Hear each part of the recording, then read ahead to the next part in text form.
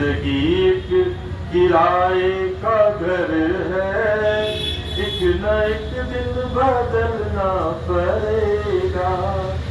मौत जब तुझको आवाज देगी, घर से बाहर निकलना पड़ेगा। भोलेनाथ गाते हैं, सगुन ही अगुन ही नहीं कछु भेदा, अगावही मुनि पुराण बुध वेदा। अगुन अरूप लख अज जोई, भगत प्रेम बस सगुन सोई। राम सचिदानंद दिनेसा, अनहिता मोह निषाद अवलेसा। सीता राम राम राम सीता राम राम राम, सीता राम राम राम, सीता राम राम राम। जो गुण रहित सगुन सोई कैसे, अजलु हिम उपल बिलग नहीं जैसे। निर्गुण सगुन दोनों एक है, अलग अलग नहीं है। निर्गुण भगवान भक्तों के प्रेम के कारण सगुन बनकर आते हैं। कैसे? शिव बाबा ने कहा, देवी जैसे पानी द्रव अवस्था में सहज अवस्था में बहता रहता है, वही तापमान की शुद्ध स्थिति आने पर बर्फ बन जाता है। निर्गुण जल की बर्फ सगुण अवस्था में है। बस प्रेम विचार शून्यता व्यवहार शून्यता क्रिया क्रियमान संचित प्रारब्ध सब कर्म की शून्यता आ जाए तो भगवान साक्षात प्रकट होते हैं। बड़ी हलचल है जीवन में। जो मन की खटपट मिटे तो खटपट दर्शन होए। खटपट बहुत है। राम कहत चल राम कहत चल राम कहत चल भाई रे, नहीं तो भव बेगार मुँह पर सूरत यति कठिनाई रे। बहुत मुश्किल है। बाबा कहते हैं जगत प्रकाश से और राम जी प्रकाशक हैं। विषय करण सुरजीत समेता। कौन विषय? 5 ज्ञानेंद्रियों के जो विषय है, उन ज्ञानेंद्रियों के देवता है।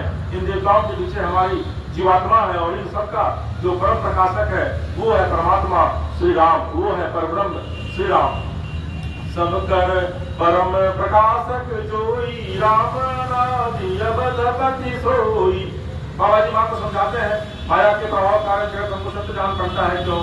हमारा ज्ञान के कारण। हमारा आपका जब जन्म होता है हम आते हैं, धीरे धीरे देखने लगते हैं। 1 महीना 2 महीना 3 महीना 5 महीना 8 महीना 9 महीना, और फिर हमको हमारे ही कहलाने वाले लोग समझाते हैं ये तुम्हारे पापा है या तुम्हारी मम्मी है या तुम्हारे चचा है, ये तुम्हारे काका काकी, वहां न जाना, वहां तुम्हारा कमरा नहीं है, बताओ जी का कमरा है। मतलब जीवन की बात जो है फिर लोग हमें पढ़ाने लगते हैं, हमें समझाने लगते हैं।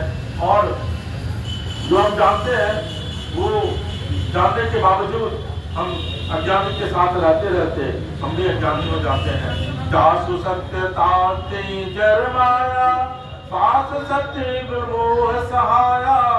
अपने राग वाले लोग भी हमको रागी बना देते हैं, बताते हैं ये तुम्हारा है, कब तक जब तक है तो है ही। भगवान से भगवान है और संसार पहले था तो आगे रहेगा, इसका मतलब सत्य है। जैसे सीप में चांदी का भास होता है, उसमें चांदी हो नहीं, जलने के लिए हाथ में भगवान हाथ में दिखते हैं, क्या भगवान हाथ में है केवल दिखते हैं। ये तीनों काल में वर्तमान हो तो विश्व में सत्य है, लेकिन जिसको भ्रम हुआ उसको कौन दूर करेगा? जिसको पीलिया रोग हो जाए उसको सब पीला ही दिखता है। जब हम लोग छोटे थे तो चादर बिछाकर आंगन में लेटते थे, आँख पर अंगुली रखते थे, चंदा मामा 2 दिखते थे। बचपन की यह कथा है। हम आप सबके जीवन में ये कथा हम लोगों ने देखी है, सुनी है, और हम लोगों ने इस कथा के माध्यम से अपने बचपन को इंजॉय किया है, आनंदित किया है। वो तो भगवान कहा गया है कि मूढ़ व्यक्ति भगवान में भी भेद देखता है, वो तो अभेद्य है, कहा नहीं। भगवान के स्वरूप के बारे में क्या कहें आपको। अभी मैं जगन्नाथ स्वामी जी को जगन्नाथपुर कथा सुनाने के लिए बड़े भैया प्रातः स्मरण के कुछ स्वामी लक्ष्मण शरण जी महाराज कृपाला श्री राघवेंद्र सरकार की जय। परिपूर्णतम परमात्मा अकारण करुणा वरनालय भगवान श्री राघव को प्रणाम। शिव जी हनुमान जी को साष्टांग बाबा के चरणों में बार बार वंदन। श्रद्धेय श्रोता समाज, कथा के मुख्य यजमान, भैया लोग, बहवे, सभी भाई बहन, माई बाप, हमारी सखा मंडली, कल हमने और आपने कथा क्रम में भगवान बुद्ध भावन शिव के विवाह की कथा गाई। आज व्यासपीठ कैलाश पर हम लोग हैं। कल तक कथा याज्ञवल्क्य जी महाराज भरद्वाज जी को सुना रहे थे, और आज से भगवान शिव मां भवानी को कथा सुनाना प्रारंभ करेंगे। जगत की कथा शुरू होती है जीव की व्यथा से। राम कथा शुरू हुई है प्रेम से।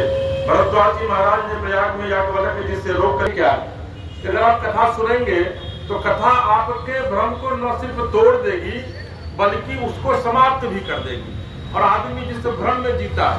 अब देखिए माँ पूछती है कि भाई ये राम जी कौन है। अब जरा समझिए कि वेद जिनके विषय में बखान करते हैं, वेद जिनको नेति नेति कहकर पुकारते हैं, वही राम है।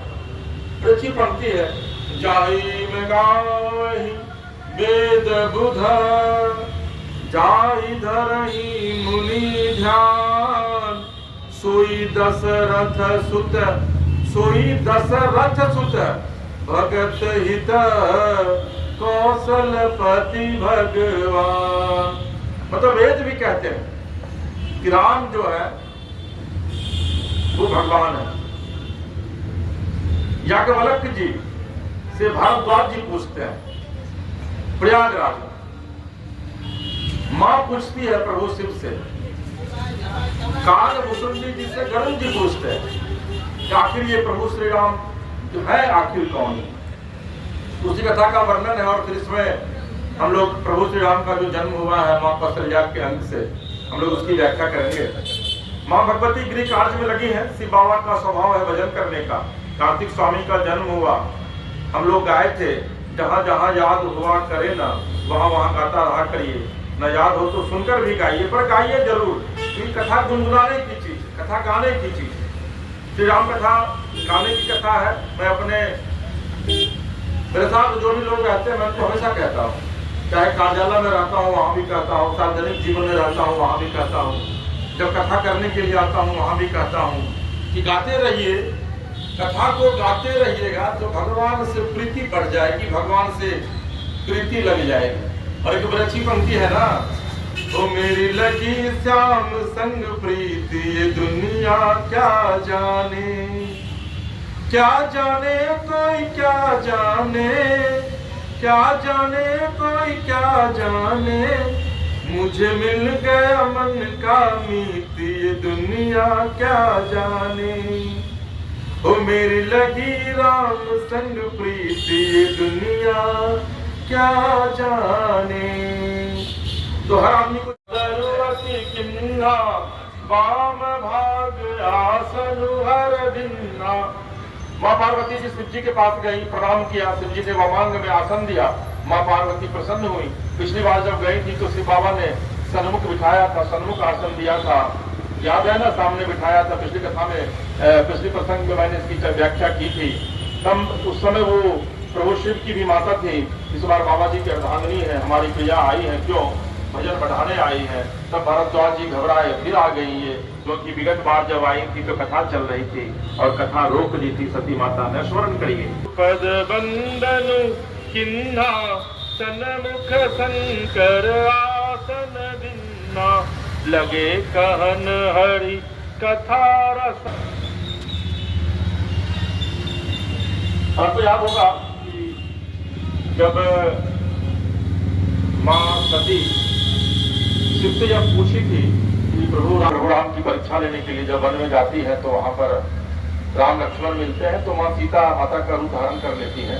और जैसे ही माँ सीता का रूप धारण करती है और राम जी मिलते हैं तो राम जी कहते हैं कि हे माते, मेरे प्रभु कहाँ है, यानी कि मेरे शिव कहाँ है। और उसके बाद जब माँ सती आती है प्रभु के सामने, शिव के सामने, तो प्रभु कहते हैं कि आप प्रभु से मिल आई।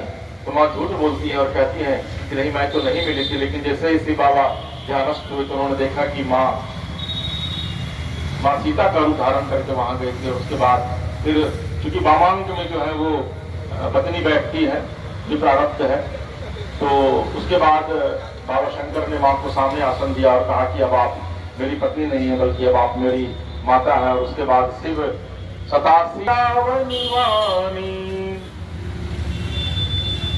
माई वंदन किया, हाथ जोड़कर चरणों में बैठी है। हे नाथ, बाबा ईश्वरनाथ, सारा जगत आपकी महिमा जानता है, आप सर्व समर्थ हैं, समस्त कलाओं के गुणों के आप धाम है नाथ। गुरु ज्ञान में वैराग्य के आप खजाना है, आप सर्व तरुण है प्रभु। प्रभु समर्थ सर्व के सिवा, सकल कला गुण धाम, योग ज्ञान वैराग्य निधि, रिकॉर्ड में आप ही प्रभु, आप हम पर प्रसन्न हैं, तो मनसा वाचा कर्मणा मैं आपकी दासी हूँ, आप मेरे पर कृपा करिए, कुछ ऐसा कहिए कि मेरे अज्ञान का हरण हो जाए। इसका घर कल्प वृक्ष के नीचे हो, दीनता क्यों सहे, नाथ हे चंद्रशेखर मेरे कुछ प्रश्न है, आज्ञा हो तो कहूँ। बाबा ने कहा कहो देवी। माँ ने पूछा जो परमार्थी मुनि लोग हैं वो राम जी को सर्वव्यापी आदि ब्रह्म कहते हैं, श्रेष्ठ नारायण सरस्वती व्याख्या की। जब सुनिए प्रसंग को, बाबा कहते हैं हरहि रामचरित सब आए, अप्रेम पुलक लोचन जल छाए, श्री रघुनाथ रूप आवा, परमानंद अमित सुख पावा। जैसे ही मां ने प्रश्न किया, भगवान शिव के हृदय में सब रामचरित अवतरित हो गया। क्यों? क्योंकि रचना ही श्री जी की है। ब्रेक ले लेकर हम कहते हैं, जैसे देखिए जब कभी हमको सत्य बोलना होता है तो हम माथे पर दबाव नहीं रखते, लेकिन जब कभी हम झूठ बोल रहे होते हैं और हमसे कोई पूछता है तो क्या हुआ, अभी रुको सोच कर बताते हैं, तब ये सोचना पड़ता है बात कहाँ से शुरू करें और कहाँ तक ले जाए। बहुत कठिन काम है। बाबा ने श्री रामचरित की स्वयं रचना की। रची महेश निज मानस राखा, और उनके हृदय में पूरी राम कथा दलित हो गई। भगवान श्री रघुनाथ जी का स्मरण किया। 48 मिनट दंड युग, 2 दंड 1 दंड 24 मिनट का होता है। 48 मिनट शिव बाबा समाध्यस्थ हो गए। यानी कि कथा को कहने के बाद, प्रसंग की शुरुआत करने से पहले 48 मिनट तक बाबा जो है वो फिर प्रभु राम की समाधि में चले जाते हैं। मगर ध्यान रस दंड जुग पुनि मन बाहे किन्नी, रघुपति चरित महेश तब हर्षित वरने लिन्न। नेत्र खुला प्रसन्न भाव से वहां की ओर देखा बाबा ने। ये कथा के प्रारंभ की भूमिका है। श्री बाबा रघुनाथ जी का स्मरण करके मंगलाचरण कर रहे हैं। हृदय में रखना है देवी।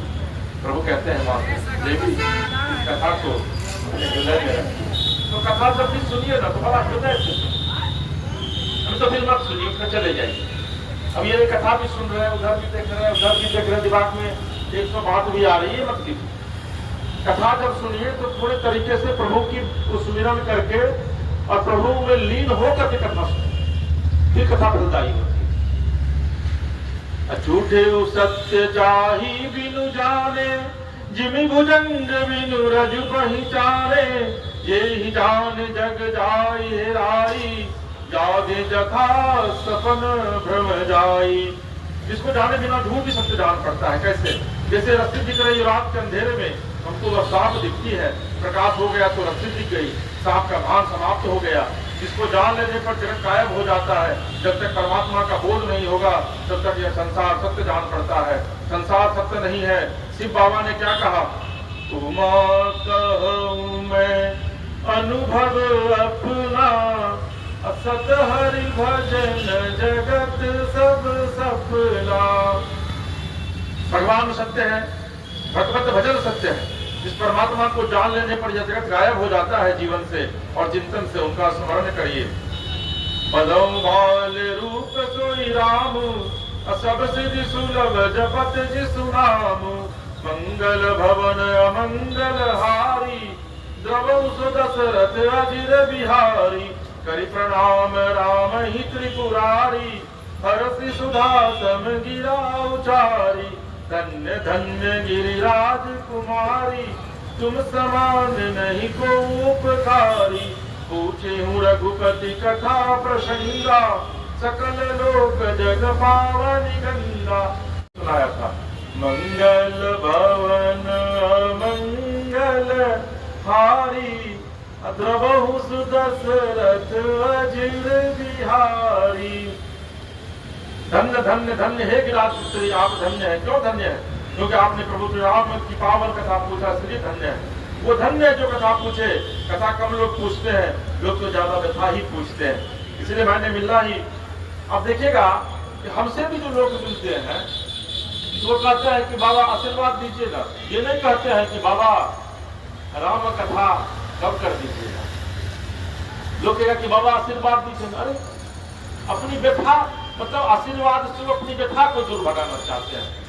मैंने पहले भी कहा, तो जय जय राम कथा, वो जय श्री राम कथा, याद रखिए, कथा श्रवण कर मिट जाती है 100 जन्म जन्म की व्यथा। हो जय जय राम कथा, हो जय श्री राम कथा।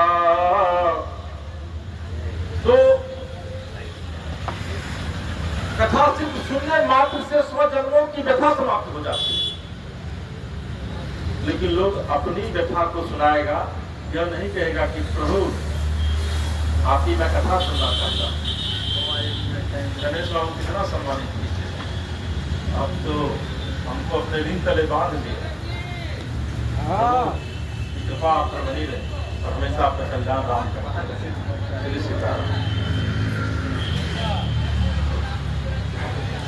प्रभु कहते हैं कि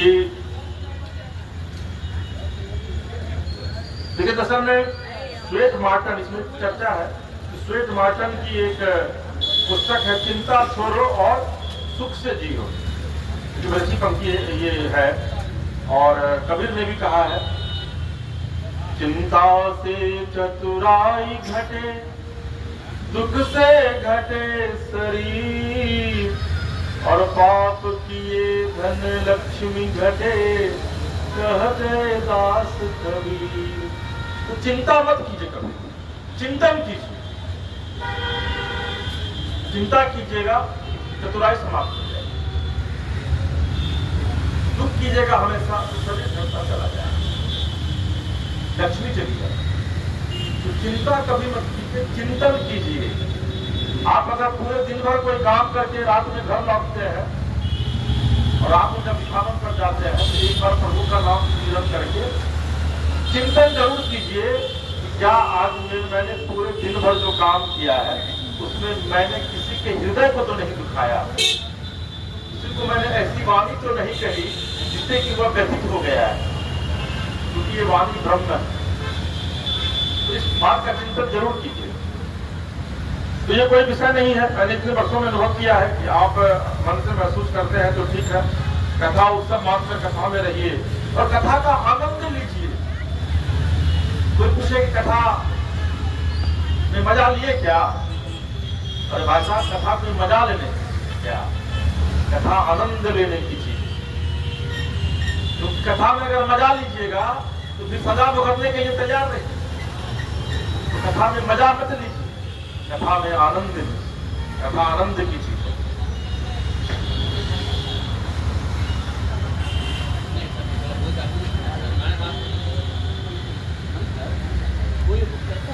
लिखते हैं कि एक इसमें कहानी है, तरुण सागर जी महाराज बहुत ही पहुंचे हुए संत थे, राम कथावाचक थे। उन्होंने लिखा, बड़े विनोद भाव से उन्होंने कहा है कि एक छोटा बच्चा रो रहा था, इस कथा है, माँ उसको दूध पिला रही थी, वो पिए ही नहीं, रोए जा रहा था। तो उसका पिता कुछ काम कर रहा था, ऑफिस से आया, बोला ये दूध क्यों नहीं पी रहा है, क्यों रो रहा है? तो बच्चे की माँ बोली पता नहीं क्यों नहीं पी रहा है, मैं बार बार पिला रही हूँ। तो पतिदेव बोलते हैं कि इसका बाप भी पिएगा। तो पत्नी हंस पड़ी और बोली बाप तो आप ही हो ना, ये नहीं पिएगा तो आप पीकर क्या करेंगे? मुनिश्री की बातें बड़ी अच्छी है, इतना मार्गदर्शन देने वाली ये पंक्ति है। और इसको अक्सर जहाँ भी कथा में जाता हूँ तो उसको मैं सुनाया करता हूँ। एक छिपकली थी, वह मुनि जी के कमरे में छत पर लटक रही थी। तो मुनि जी ने पूछा, अरे तू ऊपर ऐसे क्यों लटक रही है? तो छिपकली बोली, नहीं लटकूंगी तो छत तुम्हारे सिर पर गिर पड़ेगी, तुम्हारी सुरक्षा के लिए लटकी हूँ। जिस तरह छिपकली सुरक्षा के लिए लटकी है मुनिश्री की, ठीक उसी तरह हम लोग पूरी दुनिया सिर पर बांधे हैं, कोई किसी की परवाह नहीं करे, केवल कथा में रहे, तो यही अपनी सबसे बड़ी प्रॉपर्टी है। यह सब आटा बाटा घर द्वार बंगला कोठी एक भी नहीं साथ जाना है। बड़ी अच्छी पंक्ति है, आएगा जब रे बुलावा हरि का, छोड़ के सब कुछ जाना पड़ेगा, नाम हरि का साथ जाएगा, और न कुछ तू ले पाएगा। और इसी को फिर नए सिरे से गाया गया है। तेल चमेली चंदन साबुन, तेल चमेली चंदन साबुन, चाहे लगा लो सेन, जगत में कोई न परमाने, जगत में कोई न परमाने। तेल चमेली चंदन साबुन, चाहे लगा लो सेंट, जगत में कोई न परमाने। रे प्यारे कोई न परमाने। तो आप कुछ भी लगा लो, कुछ भी कर लीजिए, इस जगत में कभी कोई परमानेंट नहीं रहा है। का नहीं चाहिए दिल दुखाना किसी का। कोशिश यह कीजिए कि किसी का दिल हम नहीं दुखाएं, क्योंकि जमाना किसी का नहीं था। भगवान राम का भी नहीं था, भगवान कृष्ण का भी नहीं था। कितने अवतार हुए, कितने पैगंबर आए, तू ना आया पर तेरे पैगाम जरूर आए। तो भगवान, चाहे वो सनातन की संस्कृति हो, चाहे वो अलग संस्कृति हो, इस्लाम की संस्कृति हो, चाहे वो क्रिश्चियन की संस्कृति हो, चाहे वो सिख समुदाय की संस्कृति हो, सब में भगवान अवतरित हुए। भगवान एक ही, परब्रह्म एक ही है, उनके रूप अनेक है। कभी वो अवतार लेते हैं, कभी पैगंबर के रूप में धरती पर आते हैं और सिर्फ यही संदेश देने आते हैं। ये जमाना किसी का नहीं, ये सृष्टि किसी की नहीं है। तो जब तक इस सृष्टि में रहो तब तक सिर्फ कल्याण के लिए सोचो, और तुम अगर जगत के कल्याण के लिए सोचोगे तो जगत तुम्हारा कल्याण करेगा। बल्कि पंक्ति है ना, राम अवधपति से जगतपति बन गए, राम अवधपति से जगतपति बन गए, राम जब बन गए राम तब बन गए, राम जब बन गए राम तब बन गए। अच्युतम केशवम कृष्ण दामोदरम, राम नारायणम जानकी वल्लभम। तो राम भगवान भी जब अवधपति के तौर पर वन को गए थे, उसके बाद वो बन गए, फिर राम भगवान हो गए। उन्होंने भी जगत के नियमों का पालन किया, इसलिए मर्यादा पुरुषोत्तम कहना है। राम हमारे आपके एक एक व्यक्ति के भीतर सिर्फ पहचानने की आवश्यकता, उसको तलाश करने की आवश्यकता है। लेकिन ये मूर्ख जो बंदा है, हम आप सिर्फ किसी लोभ लालच माया में भटके रहते हैं। ये हमारा, ये तुम्हारा, ये मेरा। आप इतने दुखित क्यों है? तो पड़ोसी का सुन देखकर मेरा पड़ोसी इतना बड़ा क्यों आदमी बन गया, हम क्यों नहीं बन रहे हैं? यही वजह है इस संसार में व्यथा की, यही वजह है संसार में इस वेदना की, इस दुख की। जो जानते हैं उसको स्वीकार नहीं करते हैं, जो स्वीकार हो रहा है वो साथ में रहता नहीं है। मानव का स्वभाव है, जो है वो अपना नहीं है, जो अपना है उससे हमारा संपर्क नहीं है। कब तक टक्कर के काम करेगा आदमी औरों के लिए, संसार के लिए? हम कब तक चलते रहेंगे? क्या शिव जी के पास कोई और व्यवहार नहीं है? शिव जी ने कथा बाद में सुनाई, पहले ही प्रमाणित किया। राम कृपा ते पार्वती, सपने हो तब मन माही, शोक मोह संदेह भव मम विचार कछु नाही। ये भगवती, आपके मन में न शोक है, न मोह है, न संदेह, न भ्रम है। कथा बाद में सुने, मैं पहले प्रमाणित कर देता हूँ। तो शिव जी के श्री चरणों में जिसकी प्रीति हो वो ही राम भक्त है। कल याज्ञवल्क्य जी ने कहा था, विनुछल विश्वनाथ पद नेहु, राम भगत कर रक्षण हेहु। भगवान के किसी स्वरूप में जिसको प्रेम है वो राम भक्त है। किसी स्वरूप में प्रेम रखो, किसी भगवान से प्रेम रखो, नारायण से प्रेम रखो, कन्हैया से प्रेम नहीं रखोगे तो दोष पड़ेगा। शक्ति से रखो, शिव से न रखो तो दोष पड़ेगा। कोई दोष नहीं है, सब भगवान के स्वरूप है, सब ब्रह्म के स्वरूप है। लेकिन बाबा ने प्रशंसा करते हुए कहा, आपने वो आशंका की इसको कैसे सुनते सबका भला होगा।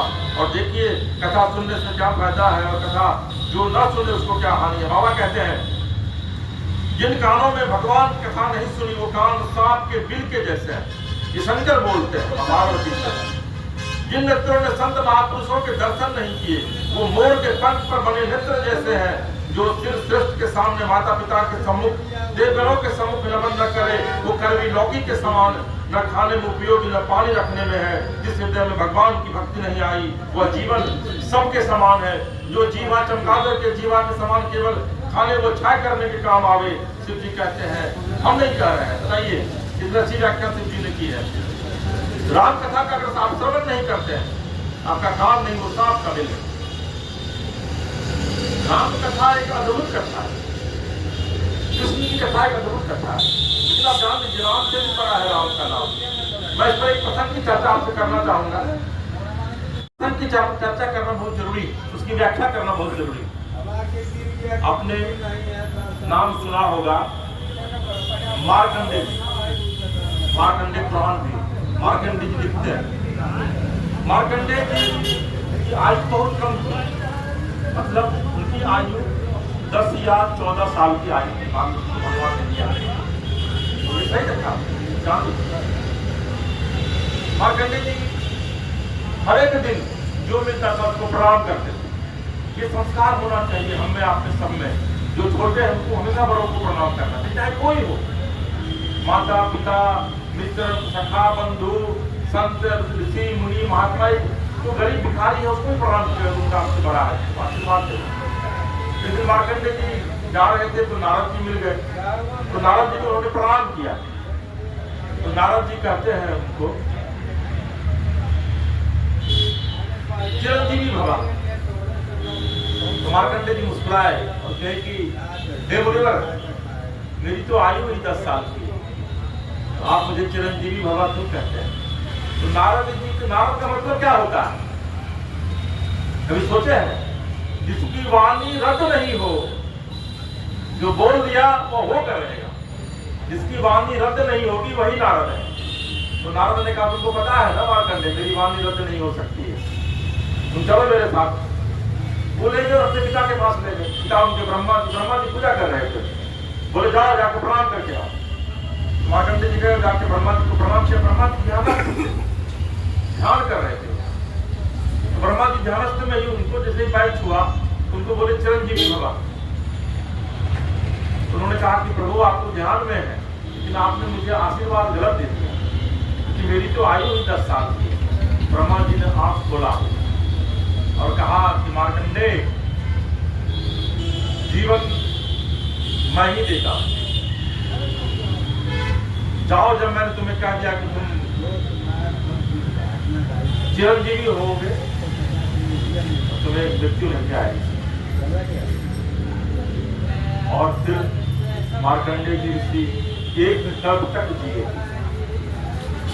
तो प्रभु प्रणाम करने में यह शक्ति है। निरंजन बाबू प्रणाम किसी को क्या, शत्रु भी है उसको भी प्रणाम। वो आपको आशीर्वाद होगा तो हो सकता है नहीं दे, लेकिन उसका हृदय जरूर आपको आशीर्वाद दे।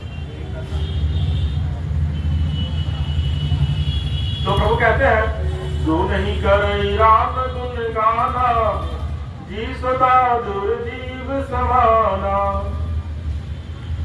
वह जीवा चमगादड़ के जीवा जैसी। चमगादड़ एक ऐसा जीव है जिस मुख से खाता है उससे मुख से स्वाद भी करता है। जीवा किसी काम के है, जीवा तो वही भली नित्य उठ बोले राम, नहीं तो काट के फेंक दो मुख में भलो न चाम। जीवा क्या जो राम न गाए, राम नाम गाने से अपना भी भला होता है और जो सुनता है उसका भी भला होता है। हमारे कई ऐसे प्रसंग हैं जिसमें चीज की व्याख्या की गई है कि राम का अगर आप नाम लीजिएगा तो आपका कल्याण होगा। और राम हमेशा कहते हैं, राम कहते हैं काम करो, काम करोगे तो कल्याण होगा और तुम परिणाम की चिंता मत करो। जो राम का नाम लेकर काम करता है उसका परिणाम हमेशा सुखदायी होता है, उसका परिणाम हमेशा अच्छा होता है। इसीलिए काम कोई भी कर रहे हैं ना, राम का नाम मन में गुनगुनाते रहे। शरीर में हृदय को आनंद हुआ, हृदय ने रोम रोम काबिज कर दिया। अब हनुमान जी कहते हैं कि तब हनुमंत कही सब राम कथा निज नाम, सुनत जुगल तन पुलक मन मगन सुमिरि गुण गाम। हनुमान जी भी सभी दोनों के सही पुल गायमान है, मन मगन हो गया, जो गीत गा सकते हैं वही भाव में करित हो। जरूरी नहीं बैठ के माला लेकर गाओ, बहुत काम करते रहते हैं तो भाव बना लीजिए थोड़ा। राम राम सीताराम राधे श्याम श्री हरि शरणम श्री हरि शरणम। इसको अगर आप जीवन में बना लीजिएगा तो निश्चित तौर पर आपका जीवन जो है वह कल्याणकारी रहेगा। जिस जीवन में भगवत कथा सुनकर प्रसन्नता न आए तो उसकी छाती बदल के समान कठोर है। कथा सुनो किसकी, राम जी की कथा। हे भवानी, हे जी राजपुत्री भगवान श्री रघुनाथ जी की कथा सुनो को तुम मोहित करने वाली है, भगवत जनों को आनंद प्रदान करने वाली है। कई लोग सुनकर कहते हैं कि मजा आ गया, कथा में मजा नहीं आता, आनंद आ गया। लेकिन मैंने कुछ दिन पहले आपसे कहा था, वह साहब देखिए इसमें मजा आएगा तो सजा भी भुगतनी पड़ती है। ध्यान रखिएगा, संसार के जिस काम में मजा लिया गया रेडी हो जाए सजा भुगतने के लिए। गोला भटूरा बना चकाचक 10-12 झोंक दिए आपने, खूब मजा तो आया खाने के समय, लेकिन रात में जब सोने जाते हैं और जब पेटवा जवाब देने लगता है तो पता चलता है खूब जो खाने का मजा आया है उसकी सजा अब आप भुगतिए। तो किसी इंद्रिय को आपने मजा में लगाया, सावधान सजा भुगतना ही पड़ेगा। ये इंद्रियां जगत के मजे के लिए नहीं है, भगवत भजन के आनंद के लिए है।